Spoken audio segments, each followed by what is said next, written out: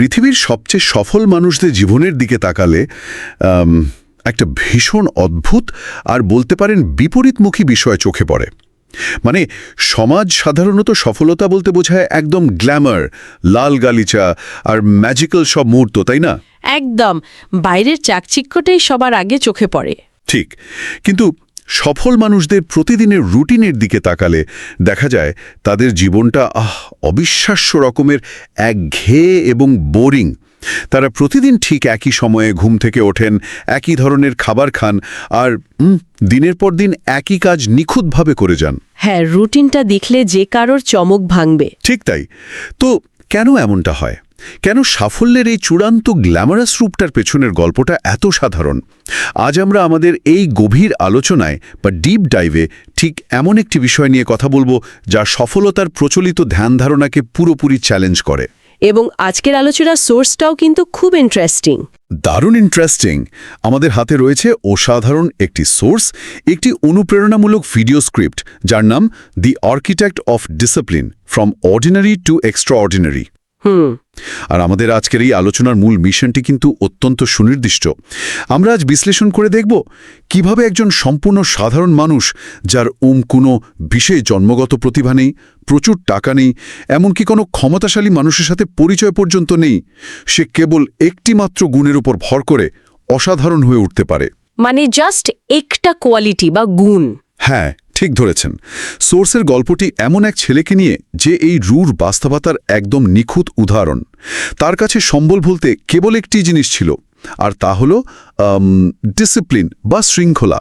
দেখুন, সাধারণ জীবনের সমীকরণ থেকে যখন ট্যালেন্ট আর টাকাকে পুরোপুরি বাদ দেওয়া হয়, তখন টিকে থাকার একটাই শক্তিশালী হাতিয়ার অবশিষ্ট থাকে। আর এই ডিসিপ্লিন শব্দটাই আসলে পুরো খেলার নিয়ম বদলে দিতে পারে। হ্যাঁ, তা তো বটেই। কারণ প্রতিভা হয়তো কাউকে একটি নির্দিষ্ট পথে কিছুটা এগিয়ে দেয়, কিন্তু দীর্ঘমেয়াদী সফলতার জন্য যে কাঠামো প্রয়োজন, মানে যে শক্ত ভিত্তিটা দরকার, সেটি কিন্তু প্রতিভা দিতে পারে না। ঠিক এই জায়গাটিতেই মোটিভেশন আর ডিসিপ্লিনের মধ্যে একটা পরিষ্কার পার্থক্য টানা প্রয়োজন বলে আমার মনে হয়। মোটিভেশন বা অনুপ্রেরণাকে অনেকটা ওই সুগার রাশের সাথে তুলনা করা যেতে পারে। সুগার রাশ? ব্যাপারটা ইন্টারেস্টিং। হ্যাঁ, মানে মানুষ যখন হঠাৎ করে অতিরিক্ত মিষ্টি জাতীয় কিছু খায়, তখন শরীরে দ্রুত গ্লুকোজ প্রবেশ করে, সাময়িকভাবে প্রচুর শক্তির সঞ্চার হয়, মনে হয় যেন পাহাড় জয় করে ফেলা সম্ভব।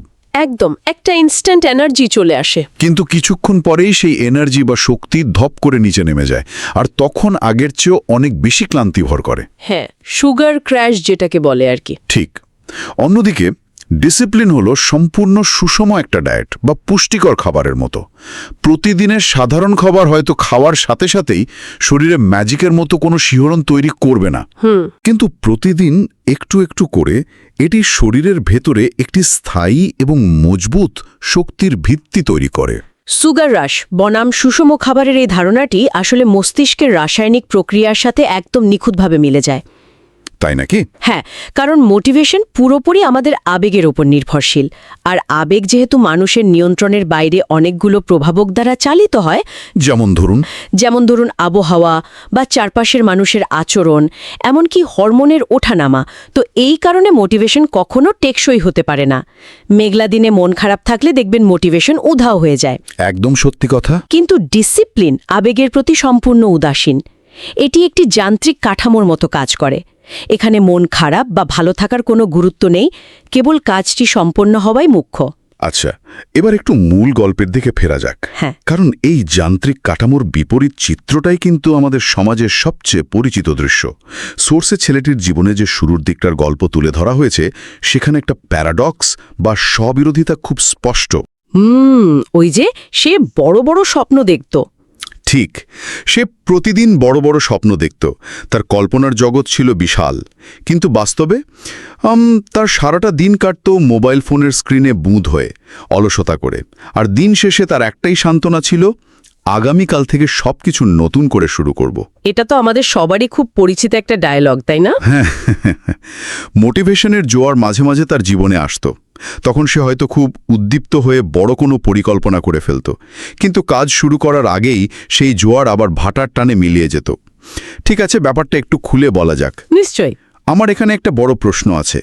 সমাজ কি ট্যালেন্ট বা জন্মগত প্রতিভাকে এতটাই মহিমান্বিত করে রেখেছে যে সাধারণ মানুষ কোনো কিছু শুরু করার আগেই অবচেতনভাবে হার মেনে নেয়?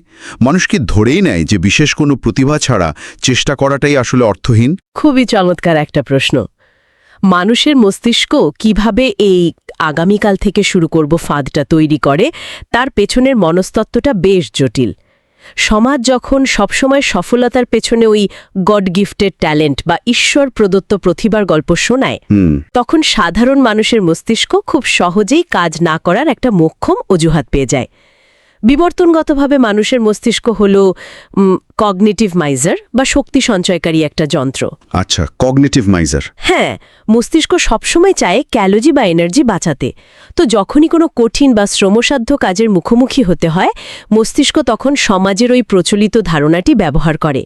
সে বলে, আরে ওই বিশেষ ট্যালেন্ট তো এখানে নেই, সুতরাং অযথাই শক্তি ক্ষয় করে কী লাভ। ওয়াও, মানে ব্রেন নিজেই আমাদের বোকা বানাচ্ছে। একদম। আর এই শূন্যতা পূরণ করতেই মানুষ তখন মোটিভেশন খোঁজে, মোটিভেশনাল ভিডিও দেখে। এই কন্টেন্টগুলো মস্তিষ্কে ডোপামিনের একটা মিথ্যা প্রবাহ তৈরি করে।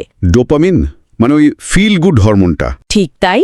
ডোপামিন হলো সেই রাসায়নিক উপাদান যা কোনো কিছু অর্জনের পর আমাদের আনন্দ দেয়। কিন্তু মোটিভেশনাল ভিডিও দেখার সময় মস্তিষ্ক কোনো কাজ না করেই সেই আনন্দ পেয়ে যায়। সর্বনাশ! মনে হয় যেন কাজটা সম্পন্ন হয়ে গেছে। বাস্তবে মানুষটি কেবল সোফায় বসে ভিডিওই দেখছে, কিন্তু তার মস্তিষ্ক তাকে কাজ করার ভ্রান্তির তৃপ্তি দিচ্ছে। তার মানে মোটিভেশনাল কন্টেন্ট বেশি গ্রহণ করাটাই অনেক সময় মানুষকে আসল কাজ থেকে দূরে সরিয়ে রাখে।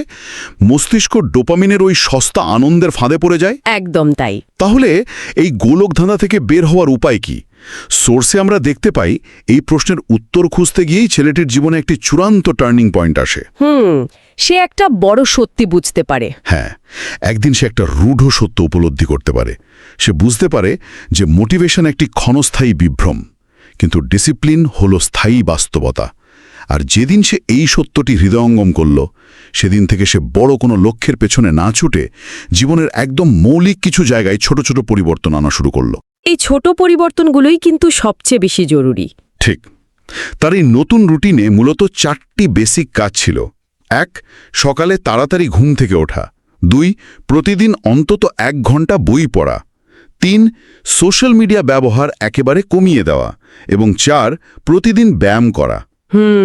আপাত দৃষ্টিতে এই ছোট অভ্যাসগুলোই কিন্তু তার জীবনে বিশাল এক পরিবর্তনের সূচনা করেছিল।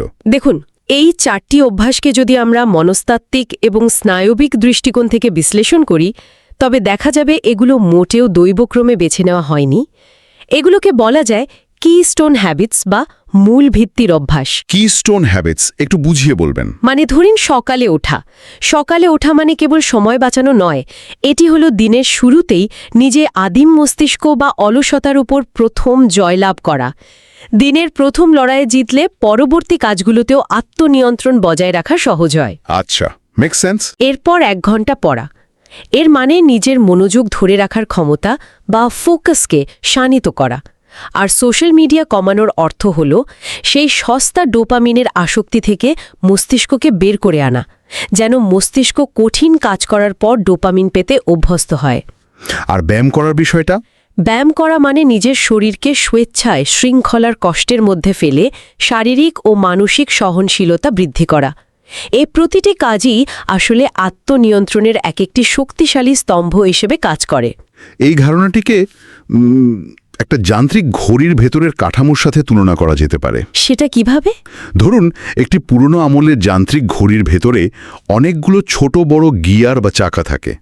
সবচেয়ে ছোট চাকাটি যখন একটুখানি ঘোরে, বাইরে থেকে দেখে মনে হয় কিছুই হচ্ছে না, কোনো পরিবর্তনই চোখে পড়ে না। ঠিক। কিন্তু ওই ছোট চাকাটি তার পাশের মাঝারি চাকাটিকে ঘোরায় এবং সেটি চূড়ান্তভাবে ঘড়ির সবচেয়ে বড় কাঁটাটিকে সামনে এগিয়ে নিয়ে যায়। প্রতিদিন সকালে ওঠা বা 1 ঘন্টা পড়ার মতো ছোট অভ্যাসগুলো ওই ছোট গিয়ারগুলোর মতোই। দারুণ একটা অ্যানালজি। হ্যাঁ, 1 দিন বা 2 দিনে হয়তো জীবনের বড় কোনো পরিবর্তন চোখে পড়ে না, কিন্তু প্রতিদিনের নিরবিচ্ছিন্ন ধারাবাহিকতা একসময় জীবনের মূল কাঁটাটিকে ঠিকই গন্তব্যে পৌঁছে দেয়। একদম নিখুঁত একটি মেটাফোর। ঘড়ির চাকার এই নিরবিচ্ছিন্নভাবে ঘুরে চলার সাথে কম্পাউন্ডিং বা চক্রবৃদ্ধি প্রভাবের একটি সরাসরি সম্পর্ক আছে। অর্থনীতির ওই কম্পাউন্ডিং? হ্যাঁ, অর্থনীতিতে যেমন সময়ের সাথে সাথে মূলধনের ওপর চক্রবৃদ্ধির সুদ যুক্ত হয়ে সেটি বিশাল অঙ্কে পরিণত হয়, মানুষের স্নায়ুতন্ত্রেও ঠিক একই ঘটনা ঘটে। যখন প্রতিদিন ধারাবাহিকভাবে কোনো ছোট কাজ করা হয় তখন মস্তিষ্কের নিউরাল পাথওয়ে বা স্নায়বিক পথ তৈরি হয়। নিউরোসায়েন্সের ভাষায় এই প্রক্রিয়াটিকে বলে নিউরোপ্লাস্টিসিটি। একটু থামাই এখানে। হ্যাঁ, বলুন। নিউরোপ্লাস্টিসিটি বলতে কি বোঝানো হচ্ছে? যে মস্তিষ্ক কেবল মনস্তাত্ত্বিকভাবেই অভ্যস্ত হয়ে যায়, নাকি মস্তিষ্কের ভেতরের ভৌত বা ফিজিক্যাল গঠনেও কোনো পরিবর্তন আসে? এটি অত্যন্ত গুরুত্বপূর্ণ একটি পয়েন্ট।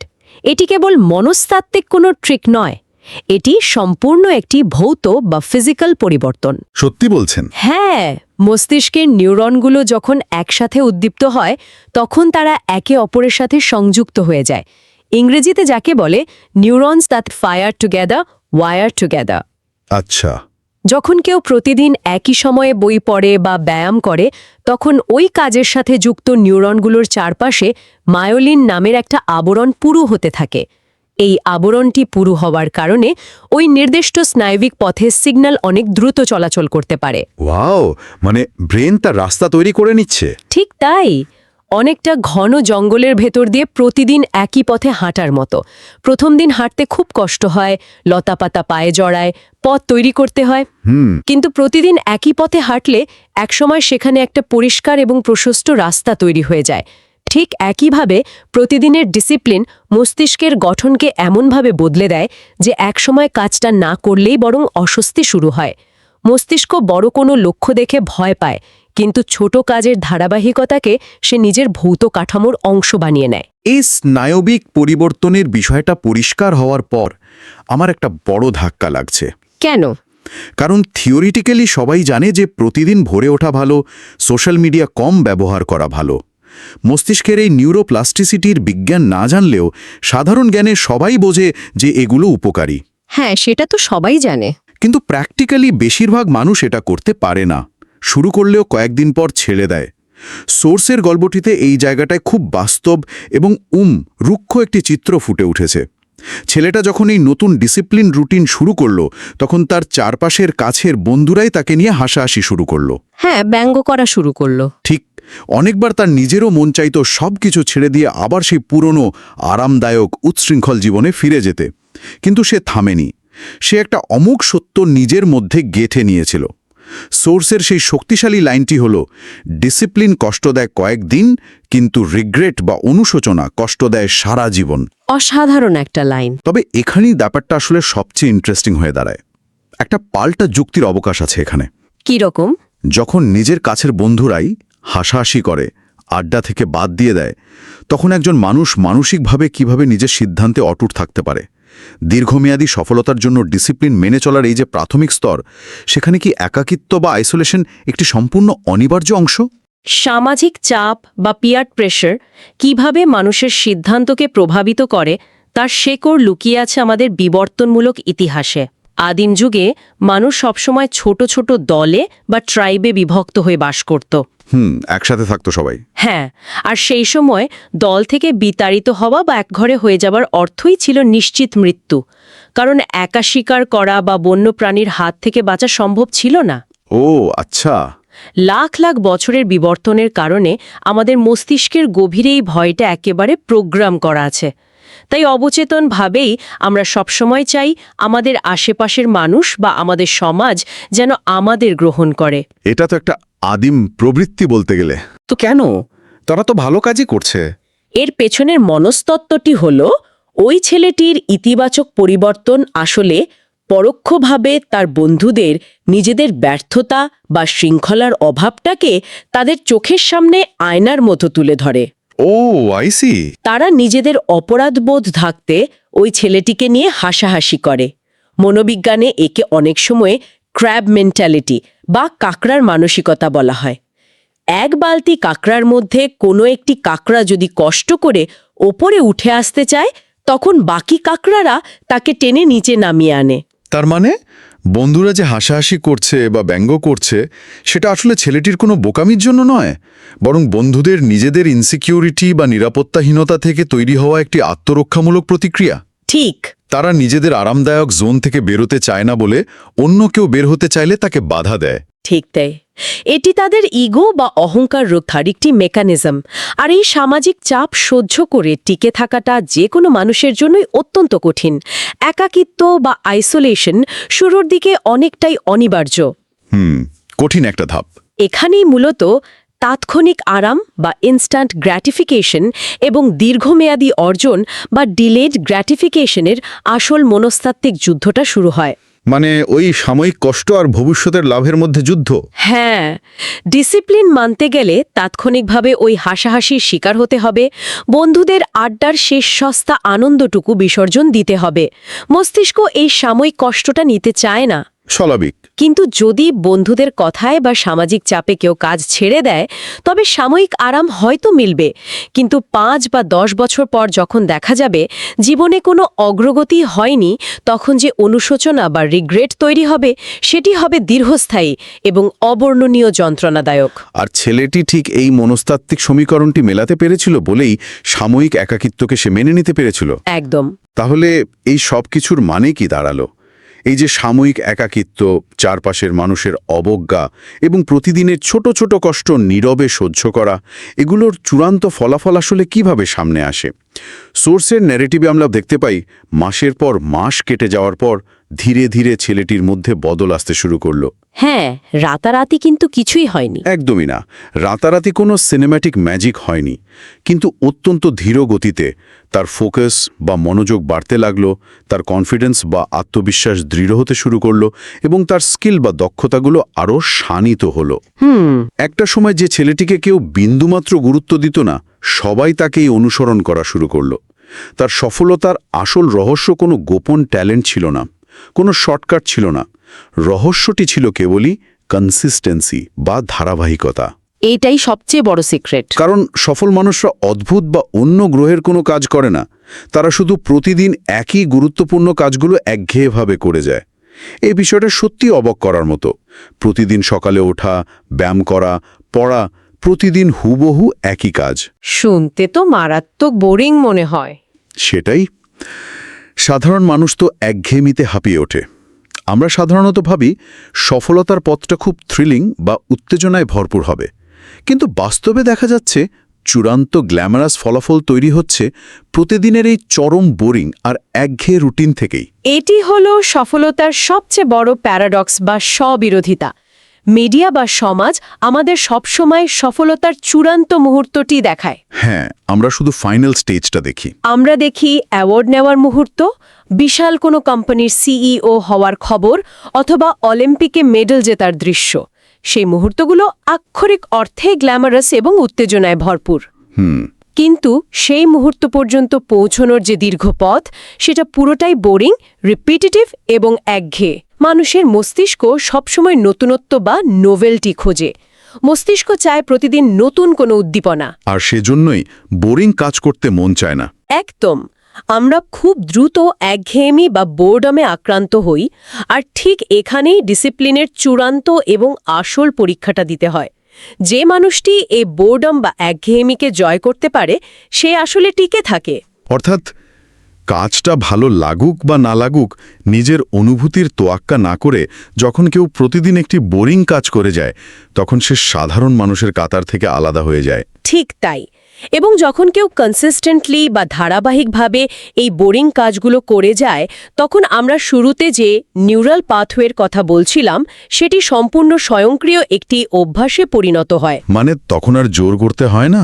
না, তখন কাজটা করার জন্য আর ইচ্ছা শক্তি বা উইল পাওয়ার খরচ করতে হয় না। প্রতিদিন সকালে দাঁত ব্রাশ করা বা গোসল করার মতো সেটি প্রাত্যহিক জীবনের একটি অবিচ্ছেদ্য অংশ হয়ে যায়। ওয়াও! আর একটু আগে সামাজিক পরিবর্তনের যে বিষয়টি উঠে এলো, যারা একসময় হাসাহাসি করত, তারাই কেন পরে অনুসরণ করতে বাধ্য হয়? এর কারণ হল মানব সমাজ শেষ পর্যন্ত রেজাল্ট বা ফলাফলকে সবচেয়ে বেশি সম্মান করে। এটা তো একদম খাঁটি কথা। যখন মাসের পর মাস ডিসিপ্লিনের কারণে ছেলেটির কনফিডেন্স এবং স্কিল এমন একটা পর্যায়ে পৌঁছল যা আর অস্বীকার করার উপায় নেই, তখন সমাজের সোশ্যাল প্রুফ বা সামাজিক মাপকাঠিও বদলে গেল।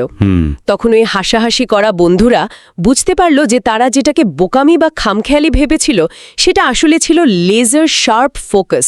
তখন ওই ক্র্যাব মেন্টালিটি বা কাকড়ার মানসিকতা পুরোপুরি রূপান্তরিত হয়ে যায় ফলোয়ার মেন্টালিটিতে। সমাজ তখন তাকে অনুকরণীয় আদর্শ হিসেবে মেনে নেয়। একদম। তার মানে ডিসিপ্লিন শুধু একজন মানুষের ভেতরের জগৎকেই বদলায় না, তার চারপাশের পৃথিবীর দৃষ্টিভঙ্গিও বদলে দিতে বাধ্য করে। এটা একটা অবিশ্বাস্য ট্রান্সফরমেশন। সোর্সের পুরো গল্পটি আমাদের যে মূল উপসংহারের দিকে নিয়ে যায় তা অত্যন্ত স্পষ্ট। জীবন একদিনে বদলায় না, কিন্তু প্রতিদিনের ডিসিপ্লিন একদিন পুরো ভবিষ্যৎ বদলে দিতে পারে। হ্যাঁ, সময় লাগবে, কিন্তু বদলাবে। মোটিভেশনের জোয়ার আসার অপেক্ষায় না থেকে, সঠিক মুড বা পারফেক্ট সময়ের জন্য বসে না থেকে আজ থেকেই শুরু করার যে আহ্বান এই স্ক্রিপ্টে রয়েছে তা যে কারো জীবনের জন্যই প্রযোজ্য। আর সোর্সের সবচেয়ে শক্তিশালী এবং মনে রাখার মতো লাইনটি হল, discipline can take you where motivation never could. অসাধারণ। অর্থাৎ ডিসিপ্লিন বা শৃঙ্খলা একজন মানুষকে এমন এক উচ্চতায় নিয়ে যেতে পারে যেখানে ক্ষণস্থায়ী মোটিভেশন তাকে কখনোই পৌঁছাতে পারত না। মোটিভেশনকে অনেকটা গাড়ির স্টার্টার মোটরের সাথে তুলনা করা যেতে পারে। এটি হয়তো গাড়িটির ইঞ্জিন চালু করতে সাহায্য করে, কিন্তু গন্তব্যে পৌঁছানোর জন্য যে আসল জ্বালানি বা ফুয়েল প্রয়োজন সেটি হলো ডিসিপ্লিন। দারুণ বলেছেন। যে কোনো মানুষ, সে যে পেশাতেই থাকুক না কেন, ছাত্র হোক বা চাকরিজীবী, সে চাইলেই তার জীবনের সীমাবদ্ধতাগুলোকে চিহ্নিত করে সেগুলোর বিপরীতে ছোট ছোট ডিসিপ্লিনের কাঠামো তৈরি করে জীবনের সমীকরণ সম্পূর্ণ বদলে দিতে পারে। আজকের এই চমৎকার এবং গভীর আলোচনার একদম শেষ পর্যায়ে এসে আমি পুরো বিষয়টার উপর ভিত্তি করে একটি নতুন চিন্তার খোরাক বা প্রভোকেটিভ থট রেখে যেতে চাই। অবশ্যই, বলুন। আমরা শুরু করেছিলাম সাধারণ মানুষের সীমাবদ্ধতা আর ডিসিপ্লিনের অসীম শক্তি দিয়ে, কিন্তু সবকিছু বিশ্লেষণ করার পর একটা প্রশ্ন মাথায় ঘুরপাক খাচ্ছে। কি প্রশ্ন? যদি একজন সম্পূর্ণ সাধারণ মানুষকে অসাধারণ করে তোলার সবচেয়ে কার্যকর উপায় এই ডিসিপ্লিনই হয়, তবে কি ট্যালেন্ট বা জন্মগত প্রতিভা আসলে একটি বিশাল মিথ? Interesting point. এটি কি এমন একটি অজুহাত যা আমরা যুগ যুগ ধরে আবিষ্কার করেছি এবং পরম যত্নে বাঁচিয়ে রেখেছি শুধুমাত্র নিজেদের শৃঙ্খলার অভাব বা অলসতাকে ঢাকার জন্য? যখন আমরা কাউকে সফল হতে দেখি তখন কি আমরা ইচ্ছে করেই বলি, আরে ওর তো ট্যালেন্ট আছে, যাতে আমাদের নিজেদের আর ঘাম ঝরিয়ে ওই বোরিং রুটিনের ভেতর দিয়ে যেতে না হয়? এটি মানুষের চিন্তার জগৎকে নাড়িয়ে দেওয়ার মতো একটি প্রশ্ন। ট্যালেন্ট হয়তো শুরুতে একটি বাড়তি সুবিধা দেয়, কিন্তু দীর্ঘ দৌড়ে ডিসিপ্লিন ছাড়া সেই ট্যালেন্ট একেবারেই মূল্যহীন। আপনার এই প্রশ্নটি মানুষের অজুহাত খোঁজার যে আদিম প্রবৃত্তি, ঠিক তার মূলে গিয়ে আঘাত করে। আর ঠিক এই চিন্তার জায়গাটাতেই আমরা আজকের এই ডিপ ডাইভের সমাপ্তি টানব। মোটিভেশনের সুগার রাশ হয়তো শুরুর ধাক্কাটা সামলাতে সাহায্য করবে, কিন্তু সফলতার বিশাল প্রাসাদ তৈরি করতে হলে ওই ডিসিপ্লিনের সুষম খাবারের উপরই নির্ভর করতে হবে। একদম তাই। ওই একঘেয়ে চরম বোরিং কাজগুলোর ধারাবাহিকতাই একদিন চূড়ান্ত গ্যামারাস ফলাফল এনে দেবে। ট্যালেন্টের অজুহাত দূরে সরিয়ে ছোট ছোট অভ্যাসের মাধ্যমে জীবনের মোড় ঘুরিয়ে দেওয়ার ভাবনাটি সবার মধ্যে ছড়িয়ে পড়ুক। আজকের আলোচনা এখানেই শেষ করছি। সবাই ভালো থাকবেন।